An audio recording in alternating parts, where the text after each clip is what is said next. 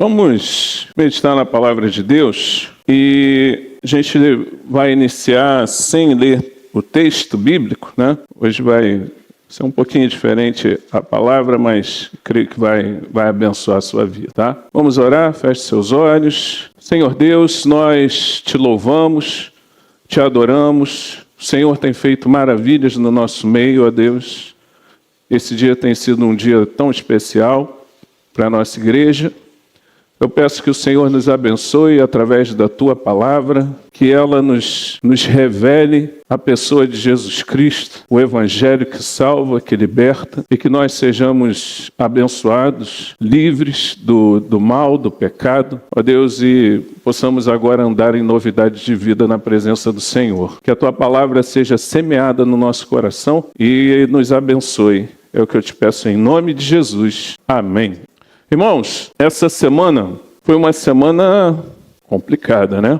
A palavra morte esteve muito presente nas nossas vidas. A palavra morte esteve muito presente nas nossas vidas. Acompanhamos com pesar a nossa irmã Andréia, vivendo luto pelo seu irmão. Estivemos com ela lá nesse momento difícil. E o que nós vimos nos noticiários, a operação que aconteceu no Complexo do Alemão e da Penha, a polícia contra o Comando Vermelho, mais de 120 pessoas morreram, muita gente, corpos enfileirados naquela comunidade. Vimos uma jovem sendo baleada na linha amarela, num Uber, pessoa pega um transporte para ir para sua casa e é atingida por uma bala perdida. Os policiais que perderam a sua vida nesse confronto. É muita coisa complicada, né, irmãos? A gente fica chocado diante dessas notícias. Às vezes é melhor a gente,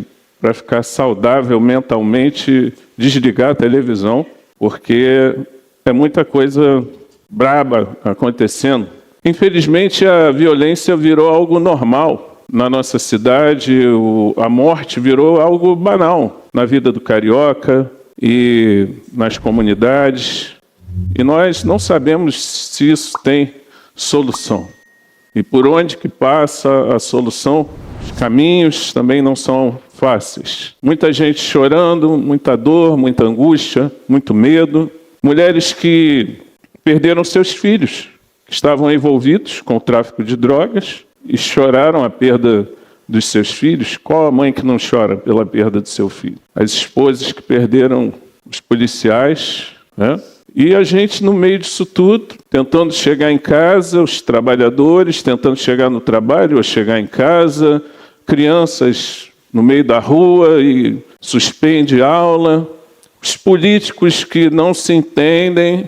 Ao invés, eles não conseguem, vamos todo mundo cooperar aqui para a gente fazer uma coisa juntos pelo bem do nosso país, pelo bem da nossa cidade. Cada um puxa para um lado. Jornalistas, a narrativa também muitas vezes tendenciosa. E a morte rondando a população, e a cidade que era conhecida como cidade maravilhosa, não anda muito maravilhosa não.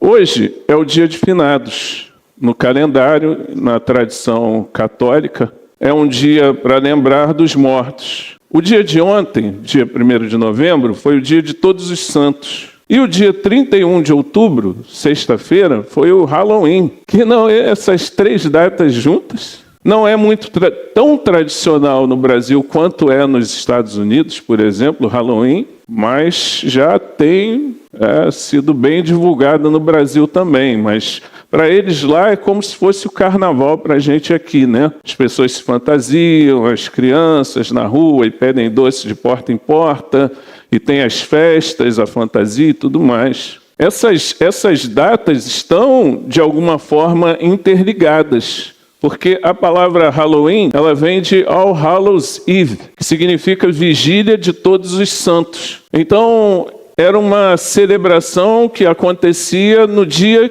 que antecedia o feriado de Todos os Santos, o dia 31 de outubro. E em 998, não é 1998, não, é 998, Santo Odílio, abade de Cluny, na França, acrescentou à festividade de Todos os Santos um dia de oração pelos fiéis que haviam morrido, o dia 2 de novembro. E esse costume começou a ser seguido pelos fiéis da igreja. Na Irlanda também foi feito algo parecido, no século XI, esses dias também combinados. No dia 31, havia oração pelas almas que estavam a caminho do inferno. No dia 1, as almas que estavam a caminho do céu. E no dia 2, oração pelas almas que estavam no purgatório.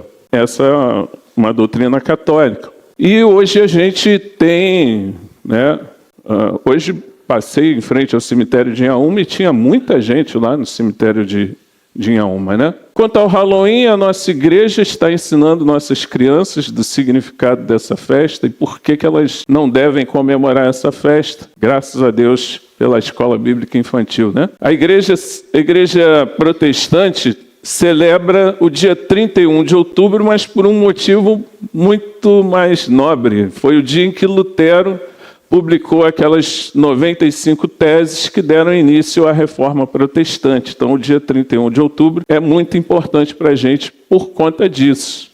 No dia de finados, as pessoas rezam pelas pessoas que já morreram, que podem estar no purgatório, e elas entendem que essa oração pode ajudar essas pessoas que já morreram a ir para o céu. O purgatório seria então um lugar onde as pessoas seriam purificadas para que elas possam chegar a ir para o céu. Então, para essas pessoas que acreditam dessa forma, não é apenas uma questão de lembrança daqueles que se foram. Afinal de contas, a gente sempre vai lembrar das pessoas que nós amamos e que se foram, Mas elas acreditam que elas podem rezar na intenção dessas pessoas que já morreram. Só que eu quero afirmar para vocês, irmãos, que isso não tem base bíblica nenhuma. Não há base bíblica para crer dessa forma. Existem religiões que acreditam também em reencarnação, que a morte é uma evolução num plano espiritual e, de acordo com o que a pessoa faz, ela vai se tornando cada vez mais apta, ela evolui e ela pode então chegar a um ponto de ir para o céu. A essência da pessoa, a alma da pessoa, a essência da pessoa renasce num novo corpo após a sua morte e um ciclo de vidas se estabelece com múltiplas existências desse ser. Algumas correntes, inclusive, acreditam que os humanos podem reencarnar em animais, por exemplo. E dentro dessas religiões, muitas delas ligadas ao espiritismo, os mortos podem ser consultados, as pessoas podem interagir com os mortos. Mas nós entendemos diferente, que a Bíblia condena esse tipo de atitude, esse tipo de prática. Deuteronômio, abra lá a sua Bíblia em Deuteronômio, no capítulo 18, no versículo 9. Deuteronômio, capítulo 18, versículo 9. 18. Quando vocês entrarem na terra que o Senhor, seu Deus, lhes der, não aprendam os costumes abomináveis daqueles povos. Que não exista entre vocês ninguém que queime o seu filho ou a sua filha em sacrifício, nem que seja adivinho, prognosticador, agoureiro, feiticeiro, encantador, necromante, praticante de magia, ou alguém que consulte os mortos. Pois todo aquele que faz tal coisa é abominação ao Senhor. E por estas abominações, o Senhor, o Deus de vocês, está expulsando esses povos de diante de vocês. Sejam perfeitos para com o Senhor, seu Deus, porque as nações dessa terra que vocês vão possuir ouvem os prognosticadores e os adivinhos, mas o Senhor, o Deus de vocês, não permitiu que vocês fizessem tal coisa. Amém, irmãos? Eu acho que está muito claro aí o texto bíblico, de que isso é proibido por Deus. Hebreus, no capítulo 9, abra lá a sua Bíblia em Hebreus, capítulo 9, versículo 27. Hebreus 9, 27. E assim como aos homens está ordenado morrerem uma só vez. Depois disso, depois que morreu uma só vez, o que vem? o juízo. Assim também Cristo, tendo se oferecido uma vez por todas para tirar os pecados de muitos, aparecerá segunda vez, não para tirar pecados, mas para salvar aqueles que esperam por ele. Amém? Então, a palavra de Deus nos ensina que a salvação, a vida eterna, não vem através de sucessivas vidas, mas vem através do sacrifício de Cristo por nós na cruz do Calvário. Quando Ele perdoa os nossos pecados e vem nos buscar para vivermos para sempre na Sua presença. Amém? Depois que o homem morre, ele encara o juízo de Deus. Os justos caminham para a vida eterna e os ímpios caminham para o inferno. O crente vai estar na presença do Pai e o incrédulo, julgado por Deus, será condenado a uma eternidade sem Deus. Depois da morte, não tem mais possibilidade de mudar o destino de alguém. Tudo é definido aqui, hoje. O dia de você receber a Cristo como Senhor da sua vida é hoje. Não é amanhã, não é depois, nós não sabemos o dia de amanhã. Entregue a sua vida e o seu coração a Cristo hoje e receba, através de Jesus, a vida eterna. Aqueles que amam a Deus, que servem ao Senhor, que recebem a Jesus Cristo como seu Salvador, eles receberão a vida eterna. E aqueles que o recusam hoje, nessa vida, sofrerão a condenação eterna. A palavra de Deus vai nos ensinar isso. A morte eterna é a separação permanente e irreversível da presença graciosa de Deus. A morte eterna é decorrente da morte espiritual, subsequente à morte física. A pessoa que morre fisicamente, sem mudar esse estado de morte espiritual, que pode ser revertido pela obra de Cristo em nós, ao invés de sermos mortos espiritualmente, sermos agora vivos em nome de Jesus, pode ser revertido, mas aqueles cuja vida for distante de Deus e que experimentarem a morte física, vão encarar uma morte eterna, a segunda morte. Apocalipse 21, abra lá. Apocalipse 21, versículo 8. Apocalipse 21, 8. Quanto, porém, aos covardes, aos incrédulos, aos abomináveis, aos assassinos, aos imorais, aos feiticeiros, aos idólatras e a todos os mentirosos, a parte que lhes cabe será no lago que está queimando com fogo e enxofre, a saber, a segunda morte. É a Bíblia. Então, irmãos, nós convivemos com a morte todos os dias na nossa cidade, mas o que é mais triste, o que é mais terrível ainda, é que essas pessoas que não conheceram a Jesus como Senhor e Salvador das suas vidas, vão encarar agora a morte eterna.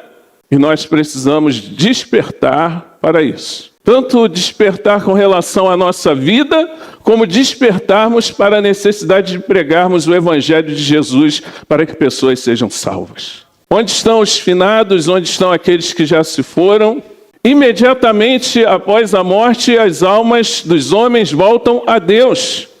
O corpo é enterrado na terra, onde ele vai ser destruído, esse corpo físico, mas a alma volta a Deus. Gênesis 3,19, Deus fala com Adão que ele é pó e ao pó voltará. E ele fala isso em consequência do pecado que Adão cometeu. Você é pó e ao pó voltará. Ou seja, houve uma condenação do homem à morte. Outra coisa que as pessoas às vezes confundem, pensam que as pessoas então, quando morrem, elas vão para um estado de sono, vão dormir. Vão dormir não, irmão. A palavra de Deus não nos dá esse entendimento. Se olharmos a história do rico e Lázaro, eles interagem, eles falam de Abraão, eles andam ali, conversam com Abraão. Eles não estão dormindo, não estão no sono. Jesus, quando está com o ladrão na cruz, ele fala para ele: hoje ainda você estará comigo no paraíso. Não fala, hoje ainda eu vou colocar você para dormir. Não fala isso, não é? Paulo, ele fala aos filipenses que ele preferia ele não sabia se ele deveria continuar aqui ou partir, porque estar com Cristo seria muito melhor. Ele fala em 2 Coríntios 5:8 que nós estaremos ausentes do corpo, mas presentes com o Senhor. Isso sugere que há uma transição imediata para a comunhão com Deus. Então não nos dá direção para irmos nessa questão do sono da alma, não. Isso é considerado uma heresia, ensinada, por exemplo, pelos testemunhas de Jeová. As passagens da Bíblia que olham para a morte como um dormir, é porque elas comparam, olha, você vai morrer e depois você vai abrir os olhos no céu, assim como alguém dorme e quando acorda abre os seus olhos. É uma analogia, não é literal dormir, não, aqueles que dormiram em Cristo, então eles ficaram dormindo em Cristo. Não, eles morreram, mas vai ser como se eles estivessem dormindo, porque eles vão morrer, o dormir, mas vão ressuscitar ou acordar. O repouso dos salvos não é o sono, mas é o fim dos conflitos, das guerras, das lutas. O pecado já não tem mais domínio sobre nós, a dor, o sofrimento, as lágrimas vão cessar. É por isso que nós falamos que nós vamos encontrar um repouso em Deus. As almas dos salvos em Cristo, elas entram num estado perfeito de santidade na presença de Deus e nós começamos a reinar com Cristo. O reino de Deus já está entre nós, irmãos. Amém? Mas um dia nós vamos receber um corpo incorruptível. Amém? Porque esse corpo aqui vai se corromper, mas nós vamos receber um que não vai se corromper. Ah, poxa, mas será que eu vou ficar feliz lá no céu? Porque eu vou lembrar das pessoas que não estão lá. Irmãos, lá você pode ter lembrança, mas você não vai ter tristeza. Então, por mais que você lembre, você vai compreender que a vontade de Deus foi feita. Pelo menos é o que eu entendo daquilo que eu leio pela palavra. Outra coisa, os mortos não têm poder para interceder pelos vivos. Só há um mediador entre Deus e os homens, Jesus Cristo, o Senhor. Ele é o mediador. Eu não preciso de uma mediadora. Jesus intercede por mim junto ao trono da graça de Deus. Eu não preciso que a minha avó agora interceda por mim. Não, minha avózinha vai pedir por mim. Minha avózinha está olhando por mim, então por isso que eu consegui esse emprego. Não!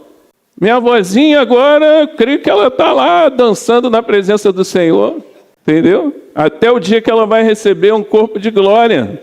Mas eu não preciso que ela interceda por mim. Jesus é o meu intercessor junto ao Pai. Amém, irmãos? Não há outro estado além destes, depois da morte. Não há qualquer base bíblica para o purgatório ou a reencarnação. Nem as almas dos salvos, nem as almas dos perdidos vai voltar à terra. Isso é um engano. A palavra fala de céu e a palavra fala de inferno. Se você ler os evangelhos, você vai ver isso. Seja num lugar ou seja no outro, o nosso destino está selado. Porque todos nós tivemos a oportunidade de escolher a Jesus como nosso Senhor e Salvador. E as escolhas que nós fizermos vão selar a nossa eternidade. Amém, irmãos? Não é nenhum pecado lembrar de pessoas com carinho, com saudade, chorar por essas pessoas. Não há problema nenhum nisso. Pessoas que foram tão importantes para a gente. Se eu penso que quando meu cachorro morrer eu vou chorar pra caramba, quem dirá se uma pessoa tão importante para mim morrer? É claro que isso não é pecado. A gente só precisa tomar cuidado para que isso não paralise a nossa vida, não nos faça mergulhar numa tristeza tão profunda que a gente não consiga mais viver, tocar a nossa vida, né? Andar, olhar para as coisas boas que nós temos na vida, porque nós estamos tão presos nessa tristeza profunda.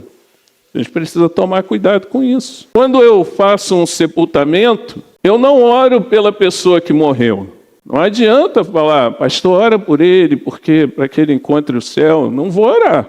Já era. As escolhas dele vão determinar para onde ele vai. Eu posso me lembrar da vida dele, eu posso citar coisas importantes que a pessoa fez, o quanto ele foi importante para nós, o quanto ele foi importante para os seus familiares, lembrar disso com carinho, com amor. Eu vou orar pelas pessoas que ficam, que estão enlutadas, passando por aquele momento de tristeza, mas o destino eterno de quem já morreu está selado. Amém, irmãos? Apocalipse 20, a gente estava no 21, agora 20, 12. Vi também os mortos, os grandes e os pequenos, que estavam em pé diante do trono. Então foram abertos livros. Ainda outro livro, o livro da vida, foi aberto. E os mortos foram julgados, segundo as suas obras, conforme o que estava escrito nos livros. O mar entregou os mortos que nele estavam, a morte e o inferno entregaram os mortos que nele haviam, e foram julgados, um por um, segundo as suas obras. Então a morte e o inferno foram lançados no lago de fogo. Esta é a segunda morte, o lago de fogo. E se alguém não foi achado inscrito no livro da vida, esse foi lançado no lago de fogo. Amém, irmãos? Irmão, você precisa ter o seu nome escrito no livro da vida. Fala com o teu irmão aí do lado. Você precisa ter o teu nome escrito no livro da vida. Meu irmão, não bobeia com isso. Teu nome tem que estar lá. Você tem que chegar aqui e falar: eu sou pecador, eu sou tão cheio de problemas, cheio de dificuldades, mas, Senhor, eu te peço, escreve o meu nome lá, Senhor, porque eu não quero ir para o inferno de jeito nenhum. Amém? Lá em Gênesis 2, Deus deu uma ordem a Adão: não coma, você pode comer de qualquer árvore aqui do Éden, menos da árvore do conhecimento do bem e do mal, porque o dia que você comer dessa árvore, você morrerá. O que ele fez? Ele comeu. E o que aconteceu? Ele foi condenado à morte. Não somente à morte física, mas à morte espiritual. Nós fomos condenados em Adão, à semelhança de Adão, todos nós pecamos. E por pecarmos, somos condenados à mesma morte física e espiritual. Só tem uma maneira de nós nos livrarmos disso, que é isso aí. Romanos, capítulo 3, versículo 10. Nós somos justificados e reconciliados com Deus através de Jesus. Romanos 3, versículo 10. Como está escrito, não há justo, nenhum sequer. Não há quem entenda, não há quem busque a Deus, todos se desviaram e juntamente se tornaram inúteis. Não há quem faça o bem, não há nenhum sequer. A garganta deles é sepulcro aberto, com a língua enganam, o veneno de víbora está nos seus lábios. A boca eles a têm cheia de maldição e amargura, os seus pés são velozes para derramar sangue, nos seus caminhos há destruição e miséria. Eles não conhecem o caminho da paz, não há temor de Deus diante dos seus olhos. O homem é pecador, não há justo, não há nenhum sequer. Romanos 5,12. Assim como por um só homem entrou o pecado no mundo, e pelo pecado veio a morte, assim também a morte passou a toda a humanidade, porque todos pecaram e carecem da glória de Deus. Amém, irmãos? Romanos 6, 22. Romanos 6, 22. Agora, porém, libertados do pecado, quando você conhece a Cristo, você é liberto do pecado. Agora, porém, libertados do pecado, transformados em servos de Deus, o Espírito Santo nos transforma em servos de Deus. O fruto que vocês colhem é para a santificação. A santificação é uma consequência natural na vida do crente. Essa pessoa é crente? Ele é alguém que tem fé? Ele é alguém que se santifica? Ele é alguém que anda na presença de Deus? Os frutos vão dizer. Vocês escolhem para a santificação. E o fim, nesse caso, é a vida eterna. Porque o salário do pecado é a morte. Mas o dom gratuito de Deus é a vida eterna em Cristo Jesus, o nosso Senhor. Aleluia, glória a Deus. Vida eterna ou morte eterna. Quando a gente sabe que aquela pessoa que se foi, ela entregou o seu coração a Cristo, a gente sente dor, saudade, sofrimento, tristeza, mas a gente não se sente desesperado, porque a gente crê que ele foi salvo em Cristo e que agora ele está na presença de Deus, e isso traz alívio ao nosso coração enlutado. Porque a gente sabe que para o cristão, a morte é uma coroa, não é uma maldição, irmãos. Claro, ninguém quer ir agora, né? Mas é uma coroa para o salvo, não é uma maldição. Hebreus capítulo 2, versículo 14. Hebreus 2, 14. Visto, pois, que os filhos têm participação comum de carne e sangue, também Jesus, igualmente, participou dessas coisas, para que por sua morte destruísse aquele que tem o poder da morte, a saber, o diabo, e livrasse todos os que, pelo pavor da morte, estavam sujeitos à escravidão por toda a vida. Ele nos libertou.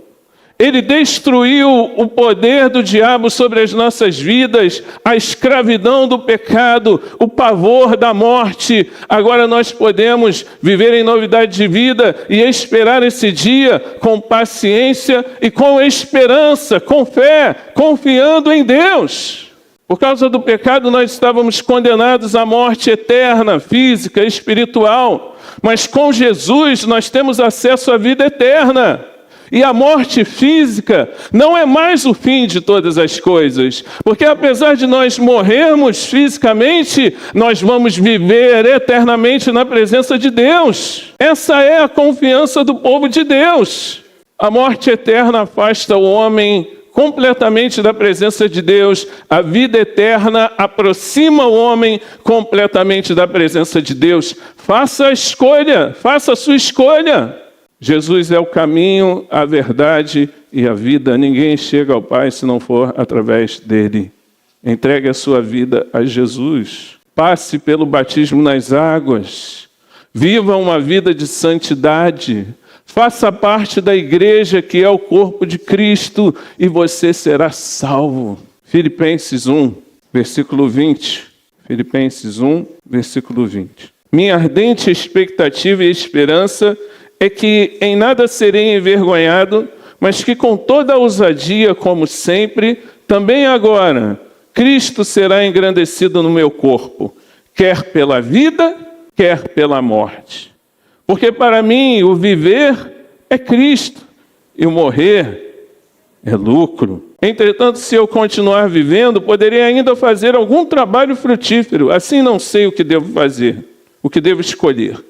Estou cercado pelos dois lados, tendo o desejo de partir e estar com Cristo, o que é incomparavelmente melhor.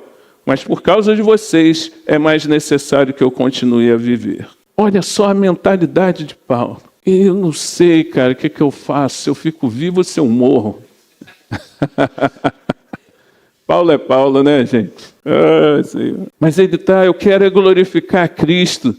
Seja na minha vida ou seja na minha morte, eu quero glorificar a Cristo, eu quero viver para Ele, eu quero louvar o Seu nome, eu quero engrandecer o Seu nome. Para mim o viver é Cristo, mas o morrer é lucro também, porque eu vou estar para sempre na presença de Deus, e isso é incomparavelmente melhor.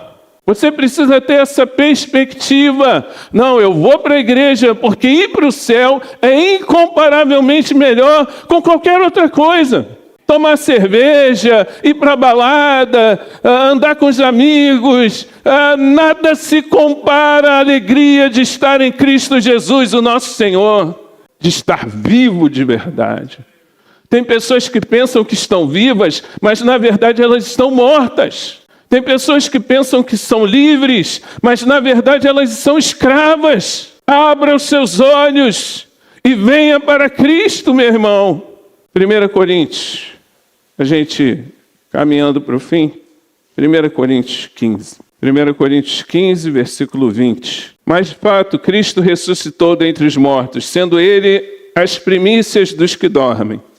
Visto que a morte veio por um homem, também por um homem veio a ressurreição dos mortos. Porque assim como em Adão todos morrem, assim também todos serão vivificados em Cristo.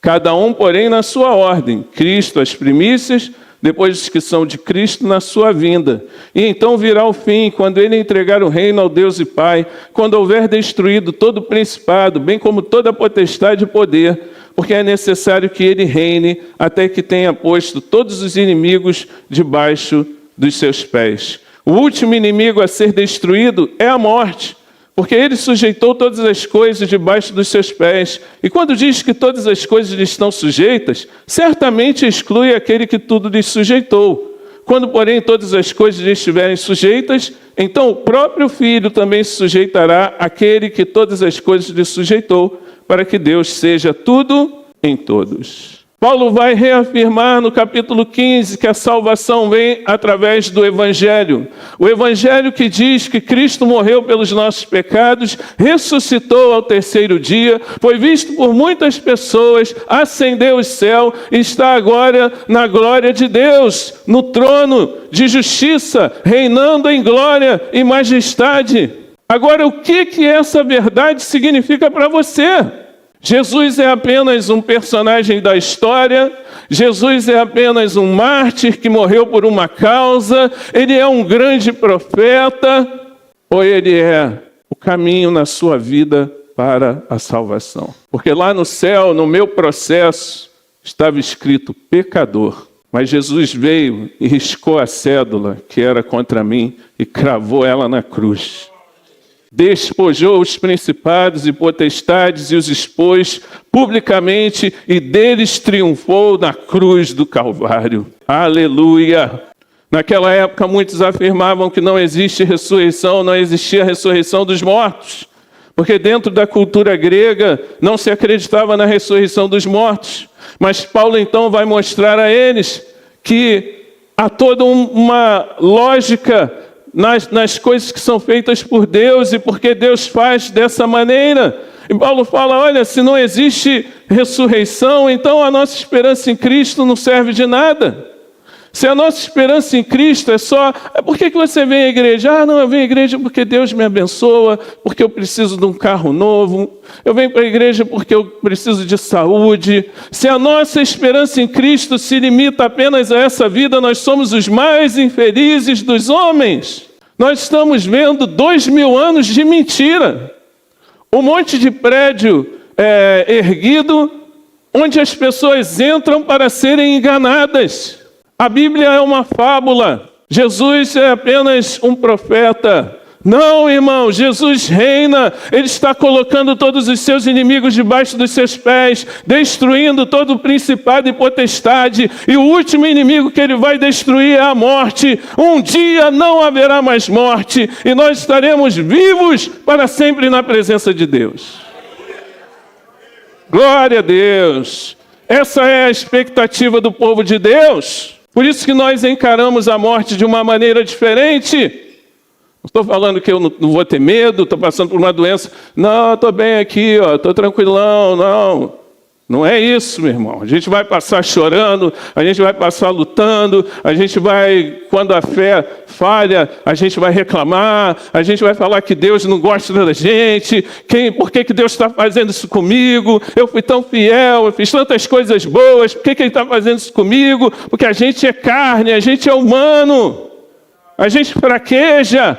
Mas depois a gente vai pensar, não, eu vou fechar os olhos aqui, mas eu vou abrir na eternidade. Ele está comigo. Ele está comigo. Ele vai me ajudar. Eu vou prosseguir com fé. E eu vou chegar na Nova Jerusalém. Amém, irmãos? Se limita só a essa vida, comamos e bebamos, porque amanhã morreremos. A vida não tem sentido. É só acordar, fazer as coisas, tomar um café, trabalhar, sei o quê, voltar, ver televisão, dormir, acordar. Tá. A vida não é só isso. Jesus dá sentido à nossa vida. Pessoas, por que você vai para a igreja? Coisa sem sentido. Por que você dá dinheiro na igreja? Que coisa sem sentido. Por que você está aí orando? Que coisa sem sentido. Não é não, meu irmão. Deus está vendo. As pessoas tentam tirar você do caminho. Paulo fala aqui em 1 Coríntios 15, que tem as más conversações corrompem os bons costumes. Tome cuidado com quem você se junta, se é alguém que vai levar você para Cristo ou tirar você de Cristo. Como o pastor Anderson pregou de manhã, nós precisamos viver preparados para a volta de... Amém? Porque o dia do Senhor virá como um ladrão, quando você menos espera. Pode ser hoje, inclusive, hein? Pode ser hoje, inclusive. Mas, pastor, como é que vai ser o nosso corpo? Versículo 35. Mas alguém dirá, como é que os mortos ressuscitam? E com que corpo virão? Insensato, que você semeia não nasce, se primeiro não morrer. E quando semeia, você não semeia o corpo que há de ser, mas o simples grão, como de trigo ou de qualquer outra semente. Mas Deus lhe dá corpo, como Ele quer dar, e a cada uma das sementes dá o seu corpo apropriado. Nem toda a carne é a mesma, porém uma é a carne dos seres humanos, outra dos animais, outra das aves, outra dos peixes. Também há corpos celestiais e corpos terrestres, e sem dúvida, uma é a glória dos celestiais e outra dos terrestres. Uma é a glória do sol, outra a glória da lua, outra das estrelas, porque até entre estrela e estrela há diferença de glória, pois assim também é a ressurreição dos mortos. Semeia-se o corpo na corrupção, ressuscita na incorrupção. Semeia-se em desonra, ressuscita em glória. Semeia-se em fraqueza, ressuscita em poder. Semeia-se corpo natural, ressuscita corpo espiritual. Se há corpo natural, há também corpo espiritual. Pois assim está escrito, o primeiro homem, Adão, se tornou um ser vivente, mas o último Adão é espírito vivificante. O que vem primeiro não é o espiritual, e sim o natural, depois vem o espiritual. O primeiro homem, formado do pó da terra, é terreno, o segundo homem é do céu. Como foi o homem terreno, assim também são os demais que são feitos do pó da terra. E como é o homem celestial, assim também são os celestiais. E assim como trouxemos a imagem do homem terreno, traremos também a imagem do homem celestial. O corpo incorruptível, mas primeiro o nosso corpo natural é como uma semente que precisa cair na terra para dar fruto. A morte é um mal necessário, irmãos, para nós nos revestirmos da incorruptibilidade e termos acesso à vida eterna. Você precisa morrer. Carne e sangue não podem herdar o reino de Deus. A morte é um inimigo feroz, mas ele vai ser vencido em nome de Jesus. As pessoas falam que só tem uma coisa que não tem jeito na vida, para a morte. Tem jeito sim. Tem jeito para a morte sim. Ele pode fazer com que você viva eternamente. O jeito é Jesus Cristo. O que você semeia não nasce se primeiro não morrer. Semeia o corpo na corrupção, ressuscita na incorrupção. Semeia em desonra, ressuscita em glória. Semeia em fraqueza, ressuscita em poder. Semeia corpo natural, ressuscita corpo espiritual. É por isso que é necessário que a morte faça parte da nossa vida. 50. Com isso quero dizer, irmãos, que a carne e o sangue não podem herdar o reino de Deus, nem a corrupção herdar a incorrupção. Eis que vou lhes revelar um mistério, nem todos dormiremos, mas todos seremos transformados. Num momento, num abrir e fechar de olhos, ao ressoar da última trombeta, a trombeta soará, os mortos ressuscitarão incorruptíveis e nós seremos transformados. Porque é necessário que este corpo corruptível se revista da incorruptibilidade e que o corpo mortal se revista da imortalidade. E quando este corpo corruptível se revestir da incorruptibilidade e o que é mortal se revestir da imortalidade, então se cumprirá a palavra que está escrita: tragada foi a morte pela vitória. Onde está a morte, a sua vitória? Onde está a morte, o seu aguilhão? O aguilhão da morte é o pecado, e a força do pecado é a lei. Graças a Deus que nos dá a vitória por meio de nosso Senhor Jesus Cristo. Portanto, meus amados irmãos, sejam firmes, inabaláveis e sempre abundantes na obra do Senhor, sabendo que no Senhor o trabalho de vocês não é vão. Glória a Deus! Aleluia! Quando aquela trombeta soar, irmãos, onde nós estivermos, dormindo, mortos ou vivos, nós vamos nos preparar para a boda do Cordeiro. Num piscar de olhos, no grego a palavra é átomos, unidade indivisível de tempo. Num piscar de olhos nós seremos transformados e nós vamos encontrar com o nosso Senhor e Rei. A igreja precisa ansiar por esse dia, meu irmão. Quando isso acontecer, a nossa vitória será definitiva, a vitória do Cordeiro e dos filhos de Deus, daqueles que não entregaram a sua vida ao pecado, mas viveram em santidade na presença do Senhor. A morte será vencida. Onde está a morte, a tua vitória? Onde está o teu aguilhão? Onde está o veneno do teu ferrão na minha vida? Não há mais, porque Jesus venceu a morte na cruz do Calvário. Ele ressuscitou ao terceiro dia. E hoje eu tenho vida eterna na presença de Deus, porque Ele me amou. Deus entregou o seu Filho por mim. Ele me amou e hoje eu posso viver para sempre na presença de Deus. O corpo corruptível vai se revestir da incorruptibilidade. O mortal vai se revestir da imortalidade e a morte será tragada pela vitória. Aleluia, glória a Deus. A vitória do povo de Deus está chegando, irmãos. Cuidado com os perigos. Seja abundante na obra do Senhor. Você que é professor na igreja, você que é um obreiro, você que vem com dificuldade, você, meu irmão, que tem lutado para permanecer firme, para ler uma página da Bíblia, meu irmão, vale a pena lutar, vale a pena perseverar, seja firme, inabalável, sempre abundante na obra do Senhor, porque no Senhor o seu trabalho não é vão. Nós não temos medo da morte, nós não temos medo da vida. Jesus está conosco, irmão, e os nossos nomes estão escritos no livro da vida. Nós viveremos para sempre na presença do Rei. E se você ainda não tem essa convicção, é hora de ter. O dia é hoje. Entregue a sua vida a Cristo Jesus. Amém? Vamos ficar em pé, irmãos.